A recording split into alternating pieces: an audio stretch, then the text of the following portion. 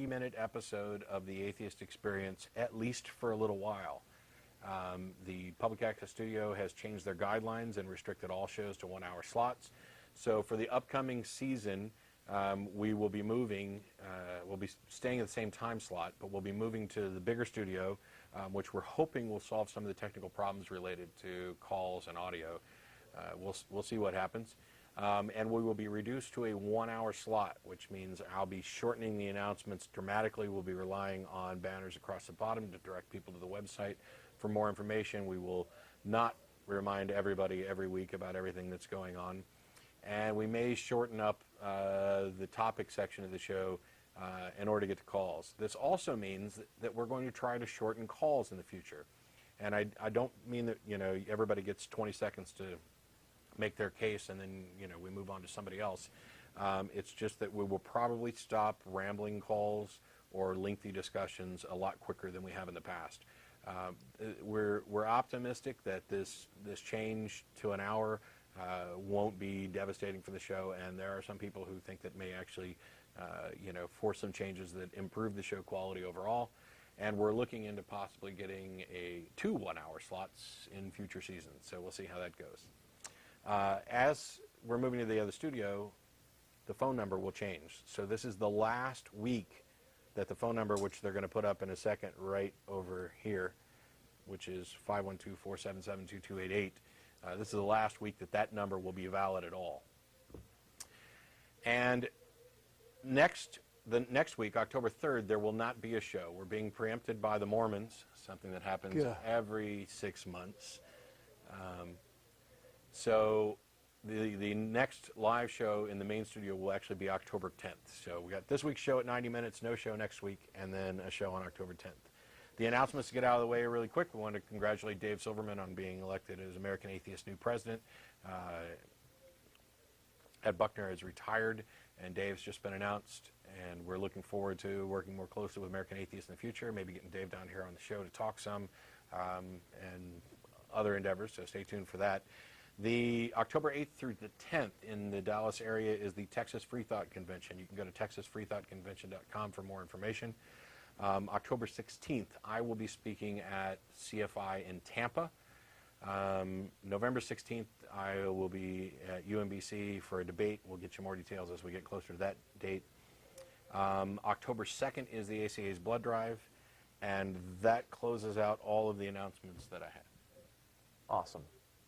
So like 6 minutes and 7 minutes. Something occurred to me that the 1-hour shows are also will be helpful for those people who have only recently discovered this show and are trying to watch their way through the backlog. Yeah. They will not have such a hard struggle to catch up for a while.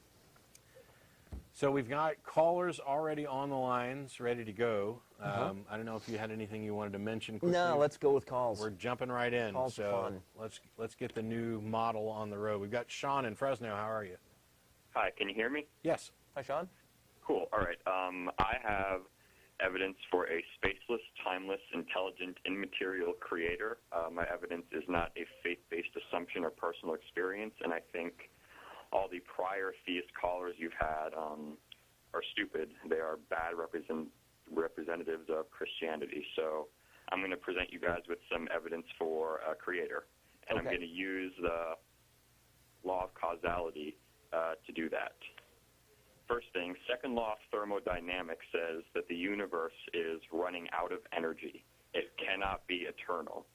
We know that the universe is expanding, it's getting bigger, so we know that at one point it was all together. Robert Wilson and Arnold Pentheus in 1965 discovered remnant heat left over from the initial Big Bang explosion. They discovered a Nobel Prize from that. So we know that the universe must have had a beginning. We know that at one point it was all together and it exploded out of nothing. Einstein's theory of general relativity says space, matter, and time came into existence together. Now, it's because something exists. Something must have always existed. And if the universe is eternal, then fine. The universe is what has always existed, but we know the universe is not eternal. It must have had a beginning. No. Can I cut in here for a second? Yeah, go ahead. something has always existed. It's called the universe. And we can say this because time began with the universe. There's no point to talking about something having always existed that predates the beginning of time. Yeah, when you start talking about relativity and entropy, and these are the physical properties of our universe, and you can't extrapolate beyond the beginning because there is no beyond the beginning. Okay, I don't agree with you. The universe has not always existed. It's been proven. Well, you just admitted we didn't. Thermodynamics. You just acknowledged that time began when the universe began, correct? Yes, I did. So there's no before time. The concept of before time is a direct contradiction. Before is an application of time. So you agree with me that something must have always existed, and you're saying that the universe has always existed? Yes. Okay. Cool. Well, I'm not necessarily, but go ahead. Well, that's what I said, and my point is, and you agree with me that that time and the universe came into existence simultaneously. Yeah, I'm saying the So universe what had I'm a saying is the beginning. idea of always only goes back to the appearance of the universe and the appearance of time. Before there was time, it's nonsensical to talk about anything that came before. So during the entire period when there's been time, there's been the universe. The problem I think you're trying to address doesn't exist. Okay, I'm saying the universe couldn't have always existed. It can't be eternal because the Why law not? of thermodynamics says it's running out of energy. It can't be infinite. It can't be eternal. The universe must have had a beginning. And in fact, you're wrong there too, because the current understanding of the fate of the universe is that entropy is having its way, and the universe is expanding and spreading out, and energy is dispersing, and there's going to be this thing called the heat death, where stuff still exists, but the energy is played out. And that will be the eternal state of the universe as it continues to expand. Okay, cool.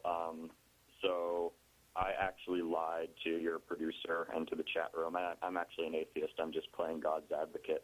Well, we don't really need that. Do you guys know who Frank Turek is? I've heard the name, but it's not. He's like Richard Dawkins. He travels around the world presenting or trying to present arguments for the existence of God, and he's coming to my college campus tomorrow. So I just basically read his cosmological argument off his website, and I wanted to hear your guys' response to it because I wanted to have some ammo to ask him some questions and debate with him tomorrow. So we did your homework for you. Yeah, pretty much. Yeah, Sweet. but So please he's do wrong yourself to a say that favor. The universe had a beginning. It didn't have a beginning. It's eternal. Do yourself a favor and double check the things we've said. We're not physicists. We're passing on our layman's understanding, right? And this guy is liable to be able to catch you if you pass on anything we said and we have any of the technical details wrong, right? And then use that to shoot you down. So please take what we've said as sort of a starting point. And the last thing, I'd recommend, if you haven't already watched it, Lawrence Krauss's lecture on A Universe from Nothing will give a better understanding of some of this. But also in the future, you don't actually have to lie to get through. Oh, okay. I mean, just because you guys are getting less and less theist callers, more. Well, and that more doesn't mean fans we want just trying fake to be theist truthful. So callers. I thought it would be nice to pretend I'm a theist and try to argue for God. Yeah. Yeah. Okay. Not so much. But thanks for the call. Okay, thanks. Yeah, I'll save that for another time. We got Juan in Hillsborough. How are you? Hi, guys. Fan of the show. Are you a real fan of the show, or are you a theist calling in pretending to be a fan of I'm the an show atheist. to trip us up? Anyway, Okay. we'll take you at your word, Juan. Go ahead. Okay, so I argue with theists quite a bit at work. I work in an engineering company, so these guys aren't, dim-witted. And I made the claim that I think that the Gospels are fiction in whole or in part, so I'm making the claim. And to prove it, I took the birth narrative of Jesus in Matthew and Luke, and in 2 columns I wrote down the story line by line and showed it to them. And first told them that there's no historical record of the slaughter of the infants or the census of Augustus. And then they looked at it and said, well, you can't use the argument from silence. Both things occurred. It's just that one guy chose not to give the details of the other. And I'm just looking at this and saying, am I going crazy here? Is 2 plus 2 do not equal 4? Because they're looking at it and saying 2 plus 2 equals a carrot. It just doesn't make sense to me. It's not. It would be wrong. I mean, there are things that one gospel may mention that another may not, and it would be wrong to say that this is fiction because one person recorded and another didn't, because that's not a contradiction. It's an omission. If you identify an actual contradiction, like you would, for example, in the genealogies, which some apologists think they have some reconciliation for, that would be a thing. But what you're saying is the Bible authors, the gospel authors, are recording an event that nobody else bothered to record at all. And it's not just limited to the slaughter of the innocents, which some people dismiss as being largely irrelevant because for some reason they don't think there were enough under 2-year-old babies for Herod to kill for it to make any kind of news. But you can go even further to the rising of the Jewish zombies that entered into Jerusalem during the crucifixion. It's not an argument from silence at all. What it is you're saying your Bible records something which is extraordinary, and nobody else seems to have any record of this, and therefore your piece of evidence is insufficient to justify believing the claim on its own. Yeah, it sounds to me like there may be a failure to communicate. It sounds like the Christians are expecting you to come up with an argument for why they should stop believing. And what you think you're doing is you're showing that there's no reason for them to have ever started believing. And it's different, right? They're saying, we're going to keep believing until you can find the